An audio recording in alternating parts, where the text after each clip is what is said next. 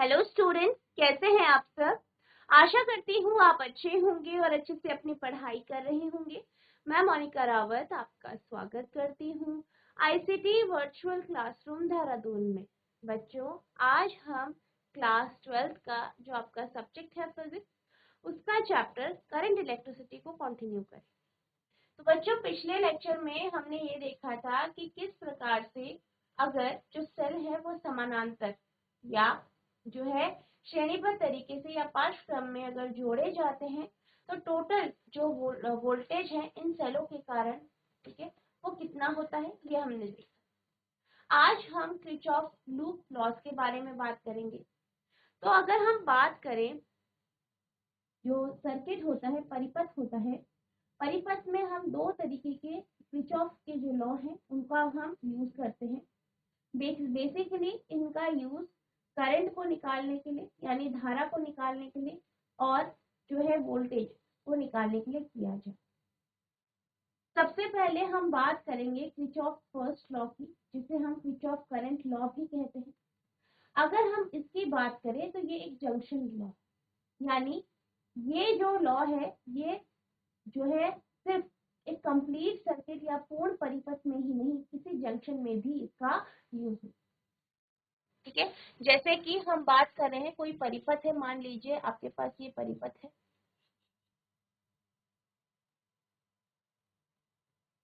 इस तरीके से आपका एक परिपथ है, इसका यूज इसमें भी होता है। साथ ही साथ जो आपके ओपन सर्किट होता है, मान लीजिए सर्किट कुछ इस तरीके से है, ठीक है, यहाँ से I1 करंट जा रही है बाहर, यहाँ I2 आ रही है, I3 आपकी बाहर जा रही है, I4 आपकी जो है आ रही है, I5 आपकी बाहर जा रही है। मतलब जहाँ पे आपके नोड्स बन रहे हैं, जंक्शन बन रहे हैं, वहां पे इसका मोस्टली यूज किया जाता है। और इसका यूज सिर्फ जो है आपका सर्किट में ही नहीं, बल्कि यानी क्लोज सर्किट में ही नहीं, पूर्ण परिपथ में ही नहीं, ओपन सर्किट या जो अपूर्ण परिपथ होते हैं उनमें भी इसका यूज किया जाता है। बेसिकली इसको क्या कहा जाता है, किरचॉफ्स करंट लॉ, क्योंकि यहाँ पे हम बेसिकली करंट को लेते हैं, या ये जो लॉ है law of conservation of current या चार्जेस के ऊपर डिपेंड। अब आप ये जानते हैं कि जब हम करंट यानी धारा की बात करते हैं तो धारा का अर्थ क्या है। धारा का अर्थ है नॉर्मल लैंग्वेजेस में फ्लो ऑफ चार्ज। और हमने ये पढ़ा है कि इलेक्ट्रॉन के फ्लो के विपरीत दिशा में, यानी इलेक्ट्रॉनों के प्रवाह के विपरीत दिशा में हम करंट की दिशा को लेते हैं। अब यहाँ पे हम बात करते हैं बेसिकली करंट की धाराओं की, ठीक है, इसलिए हम इसको क्या कहते हैं, किरचॉफ्स करंट लॉ भी कहते हैं। और ये जो है ये आपका किरचॉफ जो करंट लॉ है, ये law of conservation of charges के ऊपर डिपेंड है, ठीक है, यानी आवेशों का संरक्षण का जो नियम है उसके ऊपर ये कार्य करते हैं, उसके ऊपर ये बेसिकली अगर हम बात करें कि हमारे पास कोई परिपथ है या कोई जंक्शन है, मान लीजिए ये जंक्शन, तो ये जो रूल है, ये जो लॉ है वो ये कहता है कि जो नोड होता है, नोड यानी ये आप देख सकते हैं, ये बिंदु आपको दिखाई दे रहा होगा, ये आपका नोड है बेसिकली। तो यहाँ पे ये जो रूल है ये कहता है कि जितना करंट इस जंक्शन, मान लीजिए जंक्शन क्या है, ए, मान लीजिए जंक्शन क्या है, ए, तो ये रूल कहता है कि जितनी धारा इस जंक्शन में आएगी उतनी ही धारा इस जंक्शन से बाहर जाए।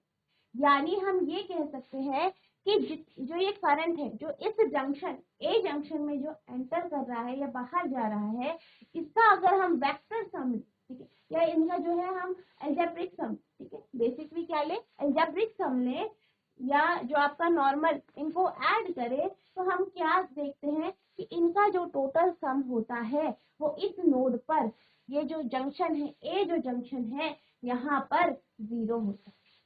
यानी बेसिकली ये क्या कहता है, ये कहता है कि जितना यहाँ पे करंट, जो ये नोड है इसमें जो करंट होगी, टोटल करंट जो होगी वो कितनी होगी, ए बिंदु पर 0, ठीक है। या हम इसे ऐसे लिख सकते हैं, समेशन ऑफ आई, यानी आई क्या है, करंट यानी धारा, यानी पूरे धारा को अगर हम ऐड कर दे तो ये बराबर होता है 0। अब इस रूल में आपको कुछ चीजों का ध्यान रखना। क्या ध्यान रखना है?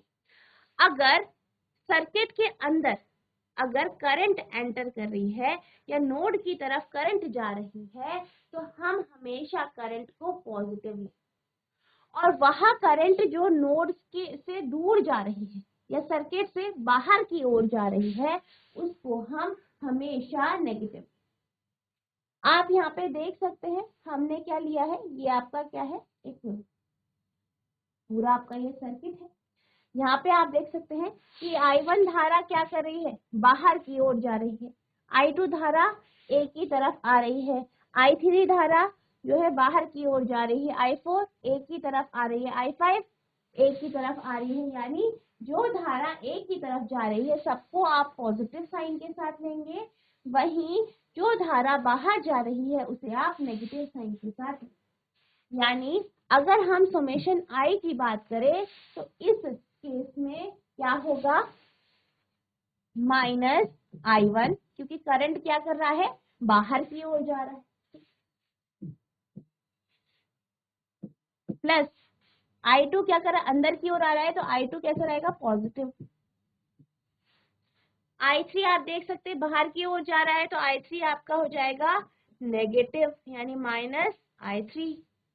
I4 जंक्शन की तरफ जा रहा है तो यानी पॉजिटिव होगा आपका I4, यानी I4 प्लस होगा। इसी तरीके से I5 आप देख सकते हैं, I5 भी जंक्शन की ओर जा रहा है तो I5 भी आपका पॉजिटिव हो जाएगा और इनका जो सम होगा वो 0 होगा। या आप इसको किस तरीके से लिख सकते हैं, इसको आप लिख सकते हैं I2 plus I4 plus I5 बराबर -I1 प्लस -I3। ठीक है, तो ये आया आपका I2 plus I4 plus I5 equals to -I1 plus -I3। तो आपकी इक्वेशन कुछ इस तरीके से आई। अब आप देख सकते हैं I2, I4 और I5 जो करंट है इस सर्किट में, आप देख सकते हैं I2 ये है, I4 ये है, I5, तो ये क्या कर रही है, ये जंक्शन में एंटर कर रही है, यानी ये जो ये सर्किट है इसमें एंटर कर रही है। वहीं अगर हम बात करें करंट की I1 और I3 की, तो I1 और I3 आप देख सकते हैं कि ये क्या कर रही है, जंक्शन से दूर जा। तो यहाँ से आप ये देख सकते हैं, यहाँ से हमें क्या पता चला, यहाँ से हमें पता चला ये जो करंट है ये क्या कर रही है, एंटर कर रही है, करंट एंटरिंग। ठीक है, और ये करंट क्या है, ठीक है, ये करंट एंटरिंग कर रही है, ठीक है, entering the junction.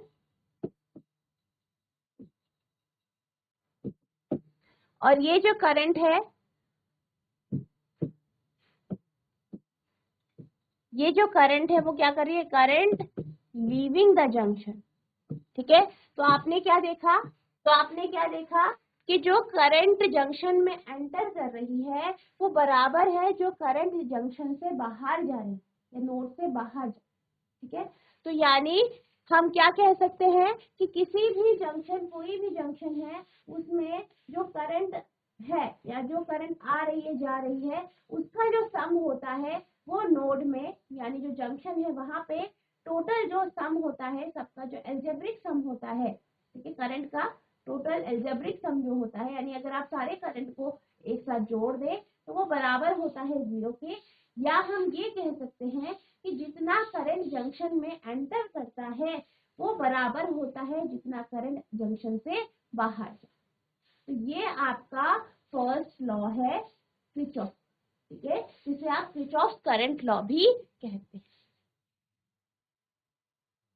According to Kirchhoff current law, the total current entering a junction or a node is just equal to charge leaving the node as no charge is lost. अगर हम Kirchhoff के नियम की बात करें तो जो Kirchhoff का जो नियम है, जो धारा का नियम है, वो ये कहता है कि कुल धारा जो कि जंक्शन में जो आ रही है, एंटर कर रही, वो बराबर होती है जितनी धारा करंट से बाहर जाए। अब इस जो ये सिस्टम होता है, इस सिस्टम में हम ये मानते हैं कि जो आपका जंक्शन है, यानी यहाँ पे जो नोड ए है, जंक्शन ए है, ये किसी भी प्रकार के सिंक का कार्य नहीं करता है या किसी भी प्रकार के सोर्स का कार्य नहीं करता।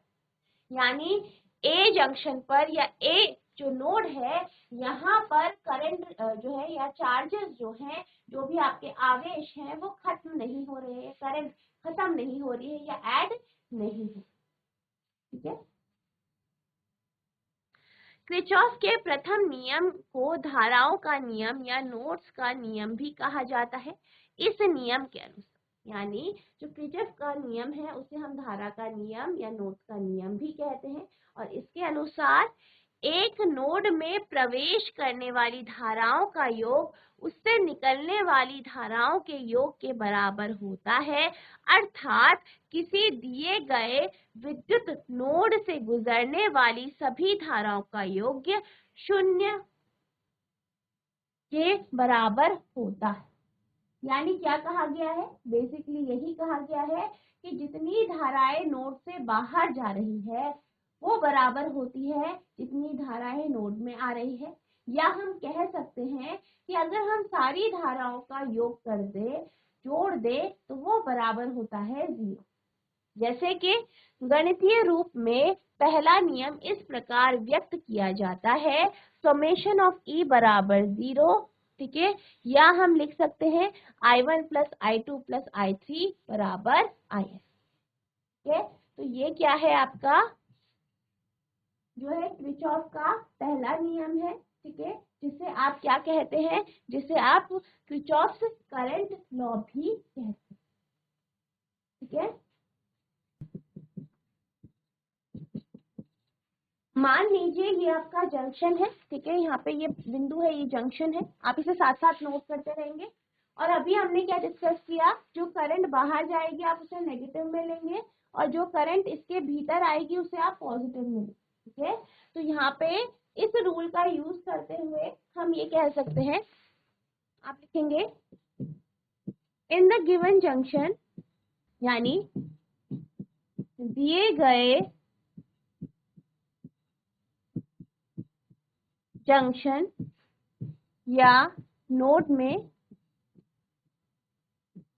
आप इसे साथ साथ नोट करते रहेंगे,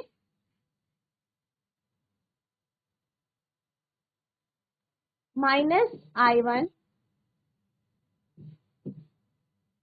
plus -I2 plus I3 -I1 plus -I2 plus I3 plus -I4 plus I5 बराबर होगा 0। ठीक है, आप इस तरीके से लिखेंगे, या आप इसे लिख सकते हैं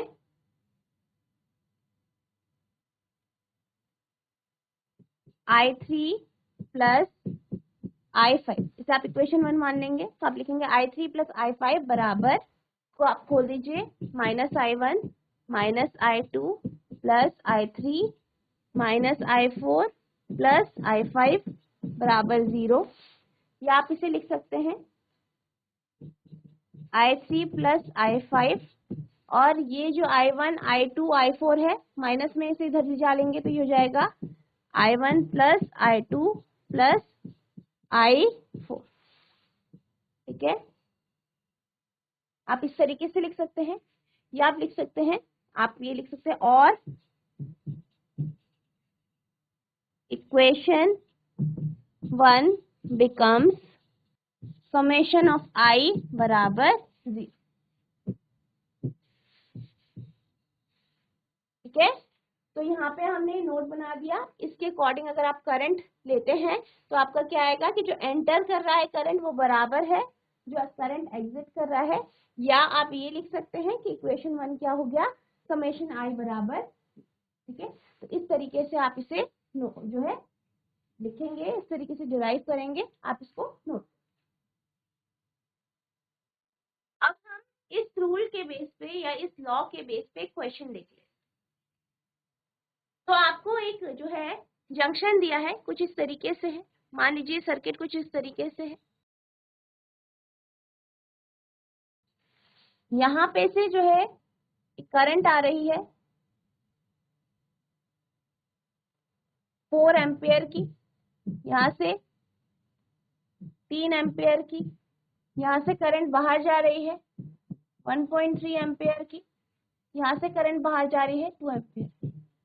आपको ये बताना है कि यहाँ पे जो करंट बाहर जा रही है आई, इसका मान कितना हो, ठीक है। आपको सर्किट कुछ इस तरीके से दिया है, पहले 4 एम्पियर और 3 एम्पियर की करंट जो है सर्किट में आ रही है, ये यहाँ से फ्लो करता है इस तरीके से, और 1.3 एम्पियर की करंट बाहर चली जाती है, फिर 2 एम्पियर की जाती है, फिर एक जो है आई। आपको इस आई का मान निकालना है, यानी फाइंड द वैल्यू ऑफ आई,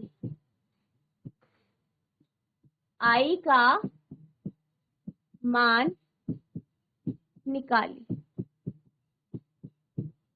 ठीक है। तो आपको यहाँ पे क्या करना है, आपको आई का मान बताना है कि आई का जो मान है वो कितना होगा, ठीक है। आई का मान आपको बता, ठीक है। अब यहाँ पर हम इसी जो हमने अभी लॉ पढ़ा, इसी नियम का हम यहाँ पे यूज करेंगे, इसी नियम के अनुसार ही यहाँ पे हम आई का मान। अब हमने जो अभी नियम पढ़ा उसके अकॉर्डिंग क्या है कि अगर आपके पास कोई जंक्शन है तो उस जंक्शन में जो करंट है, ठीक है, जितना भी करंट एंटर या एग्जिट कर रहा है, यानी जंक्शन की तरफ आ रहा है या जंक्शन से बाहर जा रहा है, जंक्शन को छोड़ के जा रहा है, उसका जो सम होता है, उसका जो योग होता है वो 0 के बराबर होता है। अब यहाँ पर भी हम इसी चीज का यूज करेंगे, ठीक है। अब यहाँ पे आप देख सकते हैं 4 एम्पियर और 3 एम्पियर का करंट क्या कर रहा है, एंटर कर रहा है, क्योंकि आप देख सकते हैं एरो कहाँ है, अंदर की ओर। वही 1.3 और 2 एम्पियर का जो करंट है वो बाहर जा रहा है। तो आप लिखेंगे एक करंट हो गया आपका 4 एम्पियर, ठीक है। आप इसे I1 I2 I3 ले सकते हैं, ठीक है। आप लिखेंगे लेट I1 बराबर 4 एम्पियर, I2 बराबर 3 एम्पियर, I3 बराबर 1.3 एम्पियर, I4 बराबर 2 एम्पियर, और जो आपका I5 है वो बराबर है I, ठीक है। हमने ये मान लिया। अब यहाँ पे हम क्या करेंगे, करंट जो आपका किरचॉफ फर्स्ट लॉ है या करंट लॉ है उसे लगाएंगे। फिर आप लिखेंगे अकॉर्डिंग टू, आप साथ साथ नोट करते रहेंगे, according to Kirchhoff first law, यानी किरचॉफ के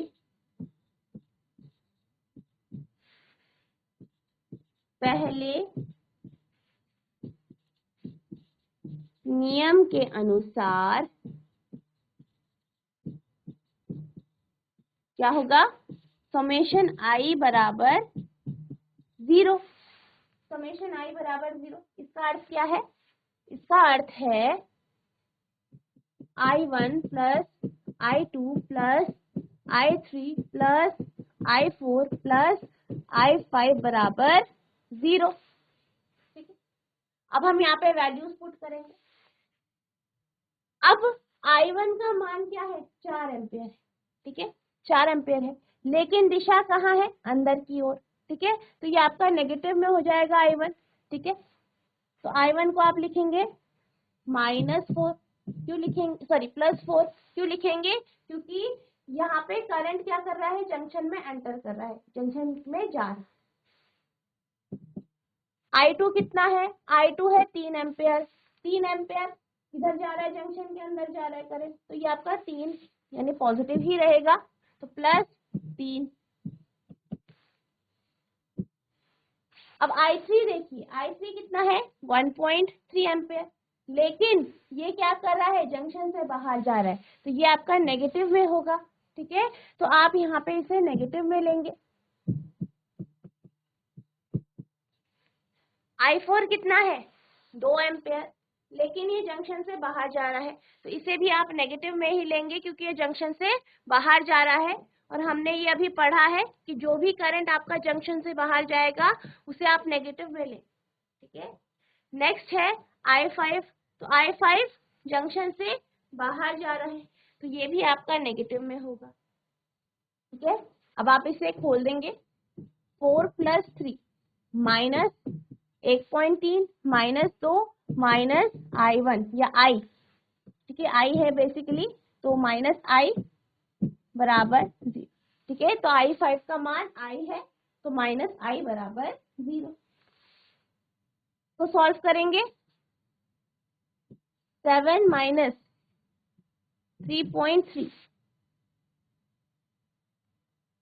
-I बराबर 0।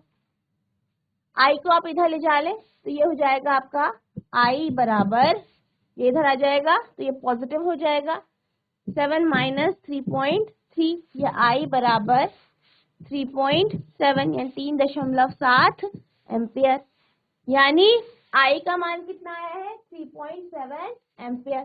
ठीक है, तो इस तरीके से आपको इसे सॉल्व करना है। आपको ध्यान रखना है कि जो आपका करंट है किस दिशा में जा रहा है, उसी के अनुसार आपके साइन। ठीक है, तो इस तरीके से हम I का यहाँ पे मान निकालें। ठीक है, आप इसे नोट करें।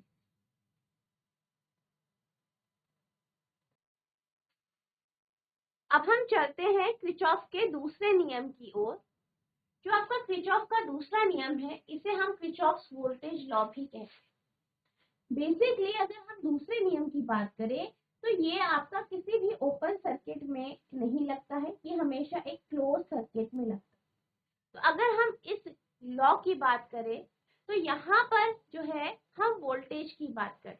ठीक है, तो यहाँ पे ये कहा जाता है बेसिकली कि जो वोल्टेज में चेंजेस आ रहे हैं यानी पोटेंशियल में, यानी आपके पास कोई सर्किट है उसमें जो है जो भी पोटेंशियल में चेंजेस आ रहे हैं उसका जो सम होता है, उसका जो एल्जेब्रिक सम होता है वो 0 के बराबर। या ये कहा जाता है कि अगर हमारे पास कोई क्लोज लूप है, उसमें आपके पास रेजिस्टर्स लगे हैं और बैटरी लगी, तो जो बैटरी का ईएमएफ है उनका सम प्लस जो रेजिस्टर है, जो प्रतिरोध है, उनसे जो करंट फ्लो हो रहा है, करंट और रेजिस्टर का जो प्रोडक्ट होगा उसका जो आप गुणा करके जो आपको मिलेगा, इन सब का जो सम होगा वो 0 हो। बेसिकली यहाँ पर हम जो ये रूल है या जो ये लॉ है, जो नियम है, ये किरचॉफ का जो ये नियम है, सेकंड लॉ जो है, ये law of conservation of energy के ऊपर बेस्ड। ठीक है, तो ये इसके ऊपर बेस है। और यहाँ पे क्या कहा जाता है, यहाँ पे ये कहा जाता है कि जो जितना भी वोल्टेज है या पोटेंशियल डिफरेंस का जो सम होता है किसी भी क्लोज लूप में, वो 0 के बराबर होता है। ठीक है, according to Kirchhoff's voltage law, यानी किरचॉफ के वोल्टेज लॉ के according, the voltage around a loop equals the sum of every voltage drop in the same loop for any closed network and equals 0।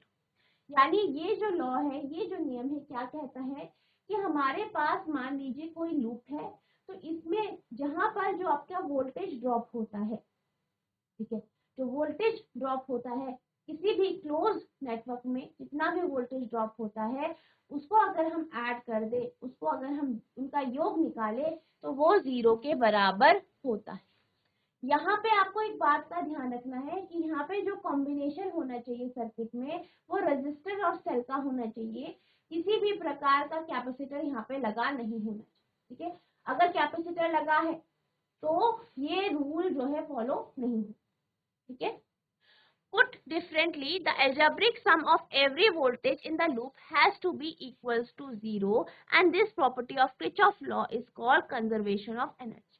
यानी अगर हम बात करें इस law को, अगर हम इसे दूसरी तरीके से देखें तो क्योंकि जो सर्किट है वो कैसा है, क्लोज है, परिपथ कैसा है, पूर्ण है, और हर एक पार्ट पे का जो वोल्टेज है उसका जो सम है, उसका जो योग है वो 0 के बराबर होना चाहिए।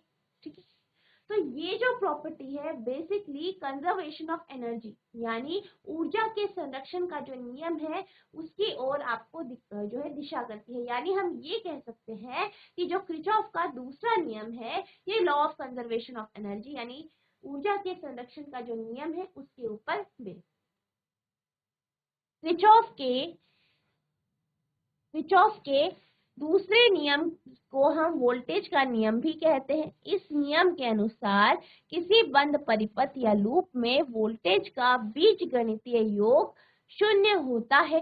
गणितीय रूप में किरचॉफ का दूसरा नियम इस प्रकार व्यक्त किया जाता है, समेशन ऑफ V बराबर 0 यानी जहाँ पे V क्या है, V1 plus V2 plus V3 plus Vn। ठीक है, तो जो हमारा किरचॉफ का दूसरा नियम है वो यही कहता है कि जो वोल्टेज है, जितना भी वोल्टेज है उनका यानी क्लोज लूप में जितने भी वोल्टेज ड्रॉप हो रहा है उसका जो योग है वो 0 के बराबर होता है यानी 0 के बराबर होता। इसको हम डिराइव करके देखेंगे। तो ये किस में होता है आपका, हमेशा क्लोज लूप में। ठीक है, और अगर हम फर्स्ट जो आपका नियम है उसकी बात करें तो वो आपके जंक्शन में है। क्लोज लूप में भी हो सकता है पर जंक्शन में होता है। ठीक है, यानी ओपन लूप में, ओपन लूप में भी होता है, क्लोज लूप, ये आपका क्लोज में होता है। ठीक है, तो आपका कुछ इस तरीके से मान लीजिए सर्किट है। ठीक है, तो यहाँ पे आप देख सकते हैं आपके पास 2 बैटरी है, 3 रेजिस्टेंस यानी प्रतिरोध, इसका ईएमएफ है E1, इसका है E2, रेजिस्टेंस है R1, R2, R3।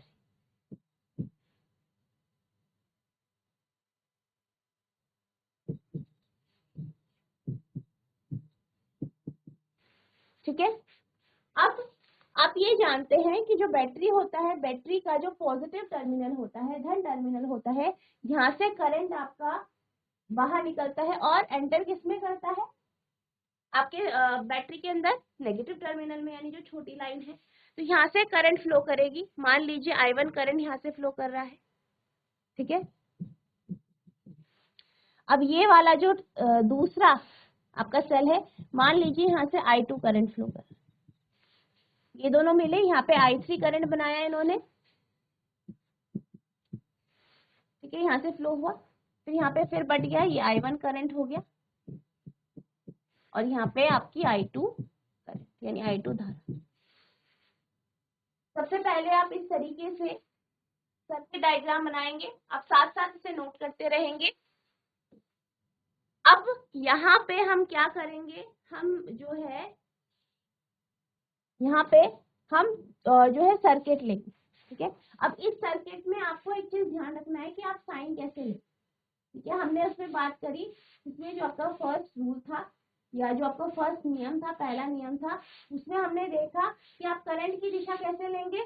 करंट अगर एंटर कर रहा है तो पॉजिटिव, बाहर जा रहा है तो नेगेटिव। ठीक है, यहाँ पे आप जिस अकॉर्डिंग चल रहे हैं, ठीक है, आप बेसिकली इस जिस सेल से आप जो है करंट की दिशा ले रहे हैं वहां से आप चलना शुरू करें। तो यहाँ पे 2 तरीके हैं साइन को लेने के, क्योंकि यहाँ पे आपके पास 2 कंपोनेंट है, एक है रेजिस्टर। ठीक है, रेजिस्टर है, रेजिस्टर के साथ आपका करंट का है। ठीक है, करंट और रेजिस्टेंस V = IR होता है। तो यहाँ पे आपका एक यहाँ पे ये है और दूसरा है आपका सेल। अब सेल में अगर आप जब जो है इस रूल को लगाते हैं तो अगर आप जो है यहाँ पे नेगेटिव से पॉजिटिव की तरफ एंटर करते हैं, किसी भी सेल में नेगेटिव से पॉजिटिव की तरफ एंटर करते हैं तो आप क्या करेंगे, ईएमएफ को नेगेटिव कर लेंगे।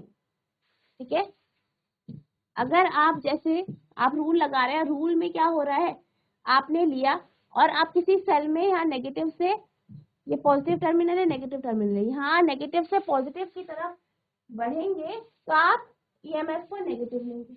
अगर आप पॉजिटिव से नेगेटिव की ओर चलते हैं तो आप पॉजिटिव लेंगे, ठीक है।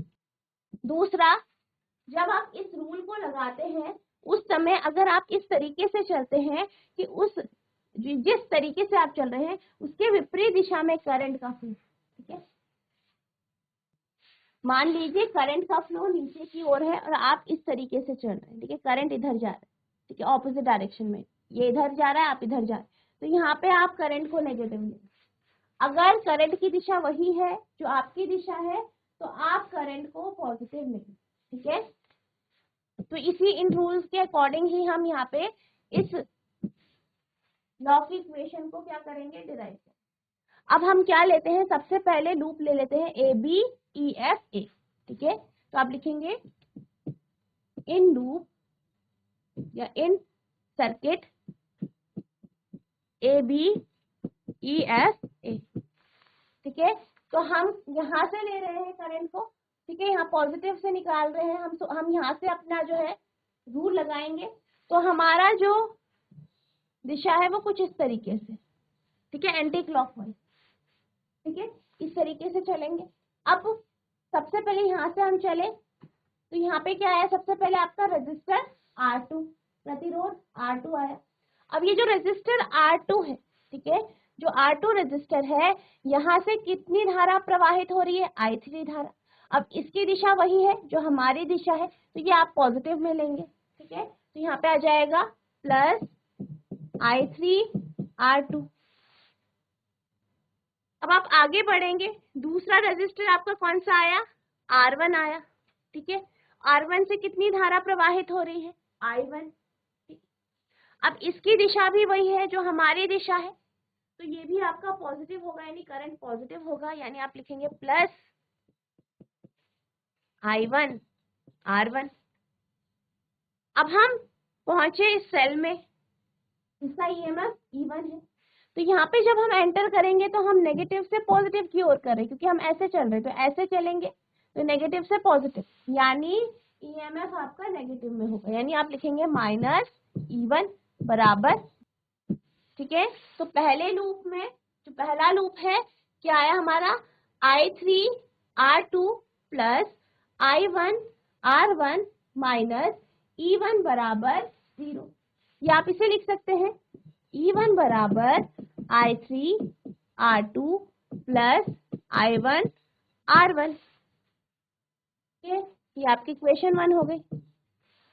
अब अगर हम इस पूरे लूप की बात, हमने अभी एक छोटे लूप में देखा किस तरीके से आप साइन लेंगे, किस तरीके से होगा। अब हम बात करते हैं बड़े लूप की। बड़े लूप की मतलब पूरे लूप की हम बात, ठीक है, इस तरीके से। अब यहाँ पर भी हम दिशा जो है इधर से ही लेते हैं, यानी यहाँ से चल रहे हम एंटी क्लॉकवाइज, ठीक है। ये आपका सेल है, पहला सेल यूं चल रहा है। अब इसके अनुसार जो है हमें जो है यहाँ पे क्या करना है, किरचॉफ का दूसरा नियम लगाना है। यहाँ पे आप बीच वाली जो ये वाला हिस्सा है इसे कंसीडर नहीं करेंगे, बाहर बाहर का ये नहीं, ठीक है। तो आप अब लिखेंगे in loop A C D F A, ठीक है। अब यहाँ से हमने एंटर किया, यहाँ पे कोई रेजिस्टर नहीं है, पहले क्या आया आपका E2, ठीक है, E2 आया, ठीक है, E2 मतलब आपका दूसरा सेल है, ठीक है। अब यहाँ पे आप एंटर इधर से कर रहे हो। अब आप देख सकते हो जब आप यहाँ पे एंटर कर रहे हो सेल में तो आप पॉजिटिव से नेगेटिव की ओर जा रहे हो, यानी बढ़ने से घटने की ओर। पोटेंशियल डिफरेंस क्या हो रहा है, चेंज हो रहा है, घट रहा है। अब पॉजिटिव से जब आप नेगेटिव की ओर एंटर करते हैं तो जो है ईएमएफ कैसा लेंगे, पॉजिटिव लेंगे। तो यहाँ जाएगा E2 plus E2 in loop ACDFA। पहला आपका क्या आया E2 जो कि पॉजिटिव में था, तो आप लिखेंगे E2। अब आप आगे बढ़े, आगे क्या आया आपका R3, ठीक है, R3 रेजिस्टर आया, R3 रेजिस्टर आया। अब जब आप यहाँ पहुंचे तो यहाँ से कौन सा करंट फ्लो हो रहा है, I2। I2 हमारी दिशा इस तरफ है, हमारी दिशा इस तरफ है, I2 की दिशा इस तरफ है, तो I2 नेगेटिव में होगा, तो आप लिखेंगे माइनस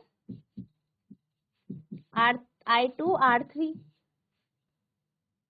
ठीक है, नेक्स्ट यहाँ पे हम जाएंगे, यहाँ पे गए, ठीक है, आप इधर ही जाएंगे, बीच में नहीं जाएंगे, सीधे ऐसे। ठीक है, फिर हम यहाँ पहुंचे, यहाँ पे हमारे पास R1 रजिस्टर आया, करंट I1 फ्लो हो रही है, हमारी दिशा भी वही है, करंट की दिशा भी वही है। ठीक है, हमारी दिशा इस तरीके से है, आप देख सकते हैं, करंट की भी वही दिशा है, तो यहाँ पे आपके पास आ जाएगा पॉजिटिव I1, तो यानी प्लस I1 R1। अब आप एंटर करेंगे सेल में, सेल में आप कैसे एंटर कर रहे हैं, ऐसे में, यानी नेगेटिव से पॉजिटिव, यानी पोटेंशियल डिफरेंस जो है वो बढ़ रहा है। यहाँ पे जो इसका ईएमएफ आएगा वो नेगेटिव में आएगा, क्यों, माइनस से प्लस की ओर जा रहे हैं इसलिए, तो माइनस E1 बराबर 0। इसको आप लिख सकते हैं E2 minus E1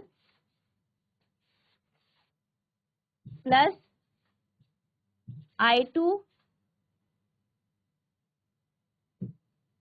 plus I1 R1 minus I2 R3 बराबर 0। ये ईएमएफ का सम हो गया, ये आपका IR का सम हो गया। ठीक है, दोनों का सम हो गया, तो आप इसे लिख सकते हैं summation of E plus summation of IR बराबर 0। और आप ये जानते हैं, ठीक है, आप ये जानते हैं ओम लॉ के according V equals to IR होता है, तो ये यहाँ पे जो IR है वो किसको रिप्रेजेंट कर रहा है, वोल्टेज को। ठीक है, तो ये आपका हो गया समेशन ऑफ V, और ये आपका ईएमएफ भी आपका वोल्टेज के बराबर ही होता है, तो समेशन ऑफ V बराबर आपका 0 है। ठीक है, इसे आप इस तरीके से लिख सकते हैं।